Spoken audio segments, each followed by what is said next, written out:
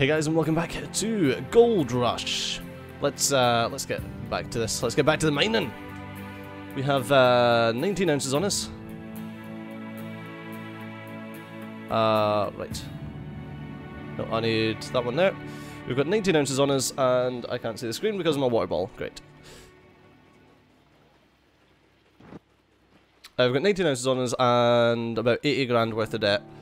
So I've read the comments, and Danubis was saying that the this bigger excavator is roughly 20% more efficient than the previous one. Roughly, but that could be due to the way that I'm mining or any number of things. But roughly 20%. Roughly 20% better, which is alright. Like, I'm okay with 20%. That's a decent enough raise. I still wish that the bucket didn't get stuck like that. I wish it just moved dirt out the way and like flattened the dirt a bit.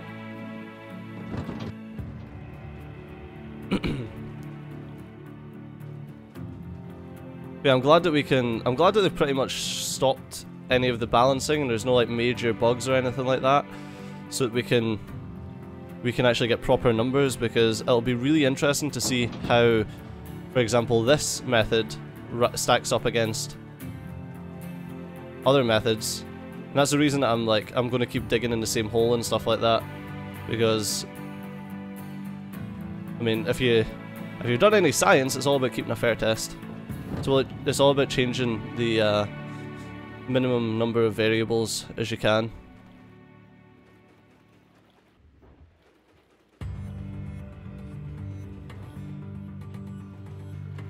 And I mean, there's variables that are impossible to change, such as like how much you're getting in each bucket, and because that was a terrible bucket there, and I knew it was. But sometimes it's just hard to get a decent bucket.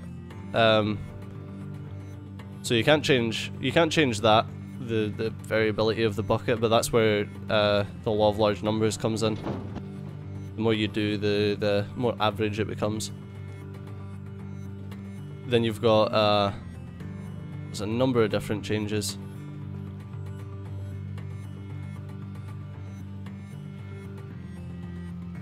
You can change where the you can say you can dig in the same hole, but if I stretch out, then I might be digging in a slightly different hole, and it's like,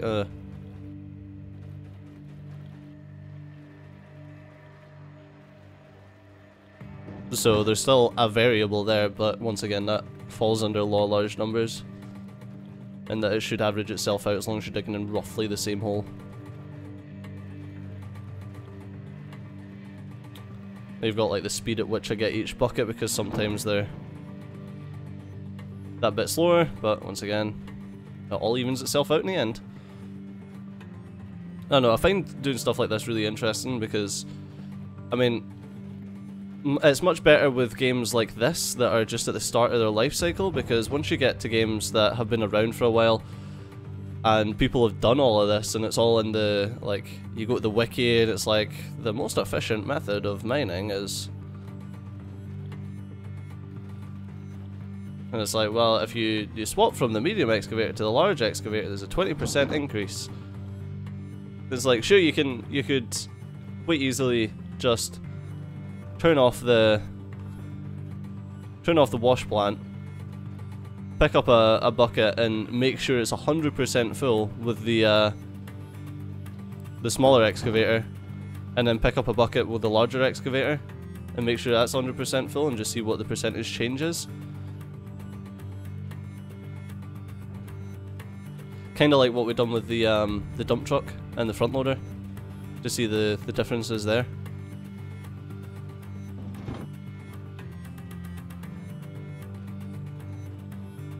Doesn't always work out the same.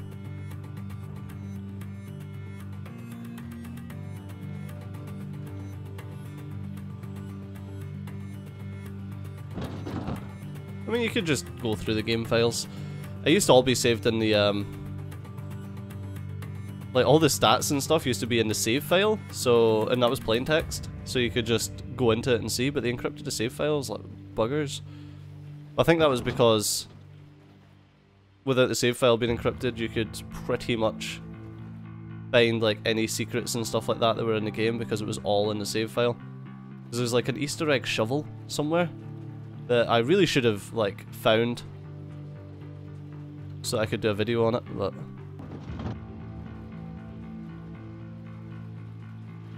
but even me telling you that, they probably don't want you to know that. I mean, it was quite clear as day in the save files. Wait, why am I turning that off? Fucking hell, man, that power cable's having a hairy canary. There we go.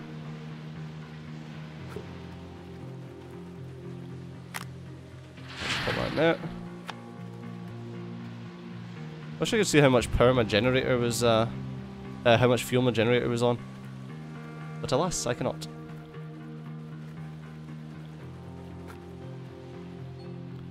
I don't like fueling up when, I don't like fueling up when things are on, because there was a bug before that caused issues. Oh yeah, we were at like 19, weren't we?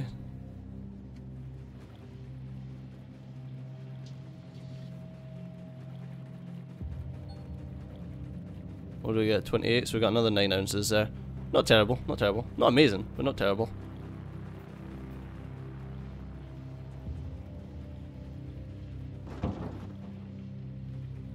Nine ounces out of a rather rapid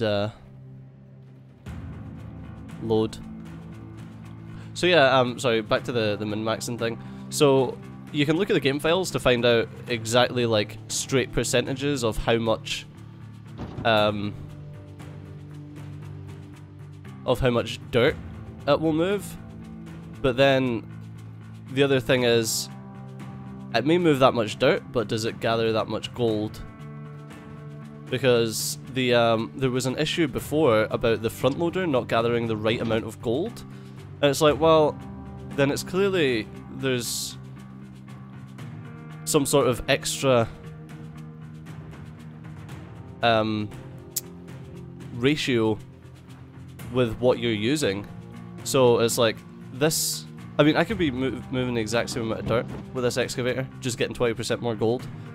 I know that I'm not, but I could also be moving 50% more dirt and get actually less gold per dirt, like have a less gold per dirt ratio, and be having weaker cleanouts, just having more of them. And that's the thing, you can't, if you're just looking at raw stats, you can't work that out. I don't think I am, at least not with the excavator, but almost at the bedrock. That's a bad bucket. But yeah, it's definitely an interesting thing to try and work out. Oh, hello. So 28 ounces, I want to get maybe 80 ounces before actually leaving to go back to the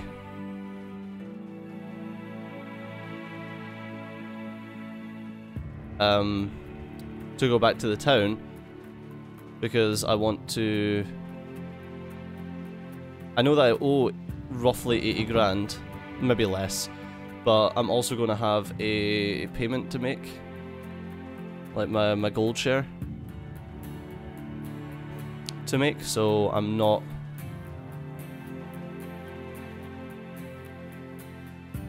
in any rush.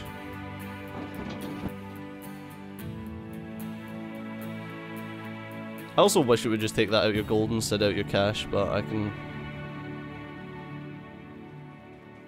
cannot understand why they do it, because you can't really have negative gold. But I feel like every time you do a clean out, it should say like, and you owe X amount, you paid X amount to your leaseholder. Alright, okay.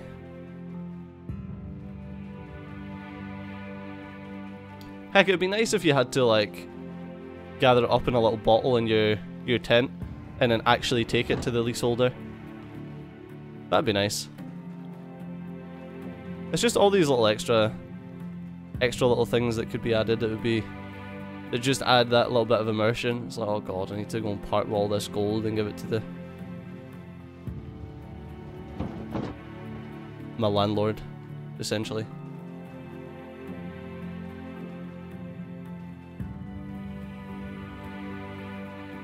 Bloody landlord's taking my gold. They took our gerbs.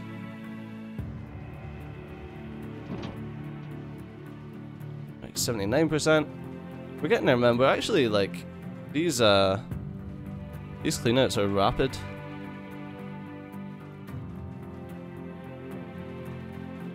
Kind of like that though. Oh, someone was saying in the previous series in the comment section, they were like, oh, that's one thing that I hate about this game, how the longer you play and the more you progress, the longer everything takes. And it's like, uh-huh. But they were saying, I think I went on with it, I think I was talking about something similar in the episode, and that's why what inspired them to comment. But it's like, yeah, it's the basic premise of pretty much every RPG ever. The further you get in, the longer it takes to get further.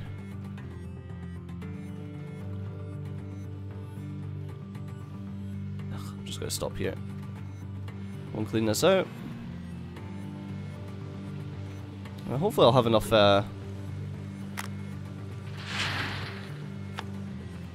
fuel to keep going. I was going to just go back and start mining, and then the next clean out, move everything over one, but there's no real point, is there? It doesn't take that long. The magnetite separator isn't slow, so... Right, we're at 28 ounces.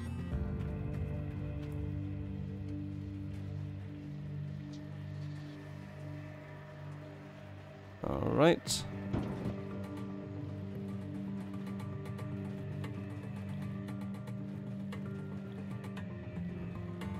So that's 10 ounces? Nice. Nice little 10 ounce clean out there. Don't mind if I do. Halfway there.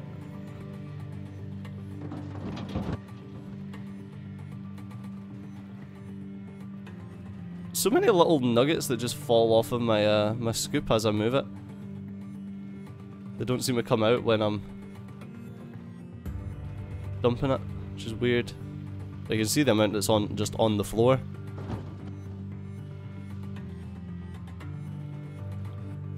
I think they get stuck. Yeah, you can see there's one stuck in the bucket right now.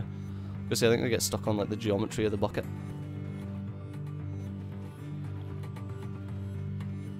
Alright.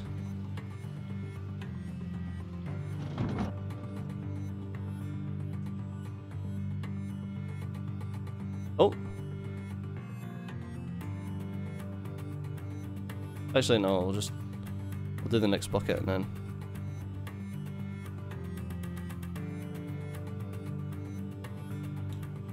Yeah, looks like my looks like my generator's run out of fuel. Go and fill it up. Really annoying that it's not telling me how much fuel's in it, but I like that as soon as I done that, it switched back on again.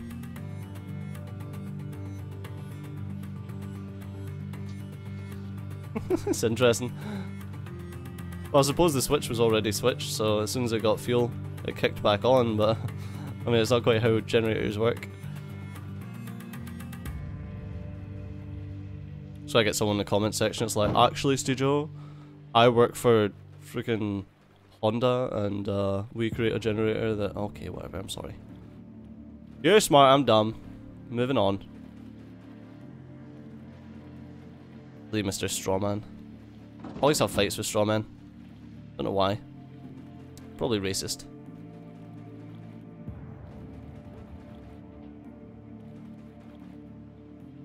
Ah, it's so difficult to extend your hole width-wise. Or your cut, as they are known. So nah, it's so hard to extend it lengthwise, widthwise, it's just hard to extend it. It's usually dig straight down.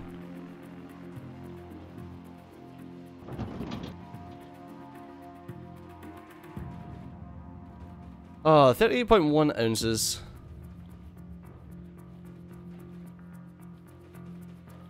Not bad, not bad. 1745 in the game. I don't know, I feel like we're doing pretty good. I feel like we are, by the end of this in-game day, we're going to have quite a decent chunk of change.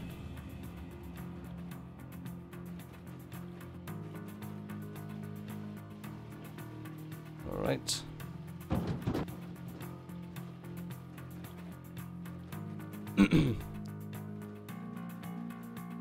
Well, that depends when it gets dark, though, I suppose.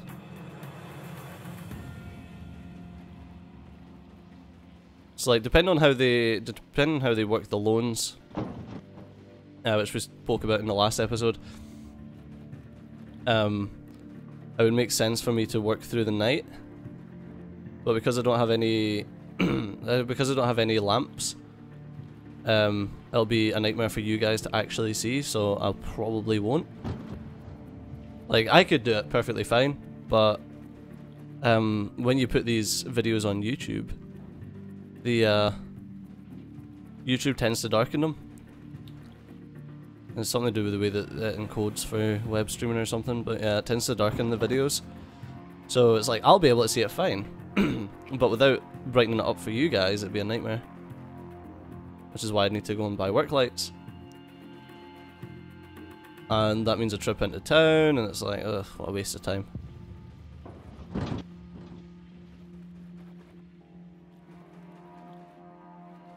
But we'll pretty much be paying off the loan anyway, so I don't think we'll get it paid off in this in-game day. I think it'll probably be the next in-game day.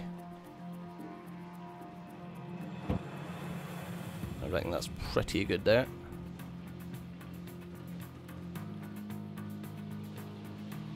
Probably a bit too much, but whatever.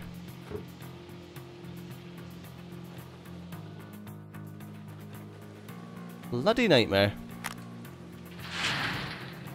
Alright, get that magnetite out.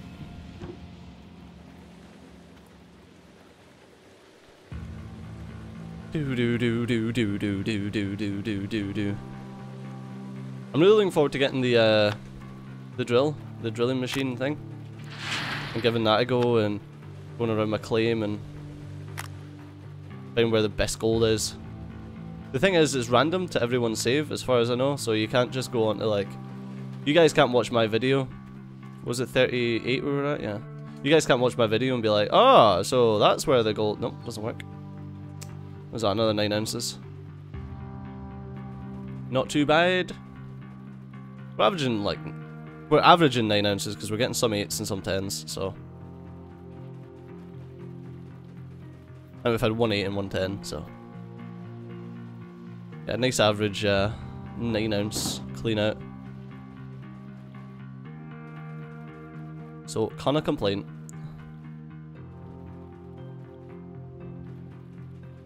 See, that's a crap bucket, and it shouldn't be. Ugh. Frustration. Frustration's all I see. Temptation surrounds me.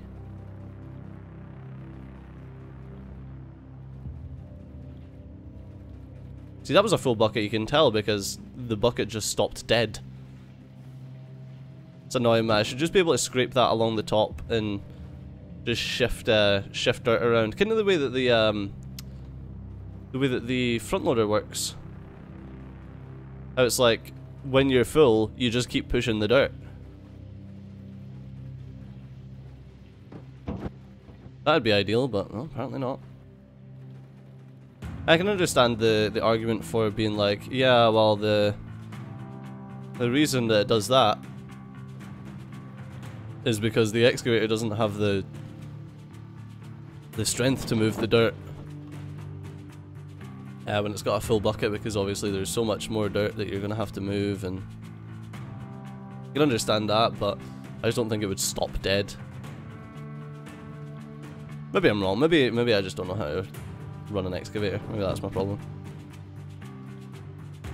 Which is true. I will freely admit that I have never driven an excavator in my life.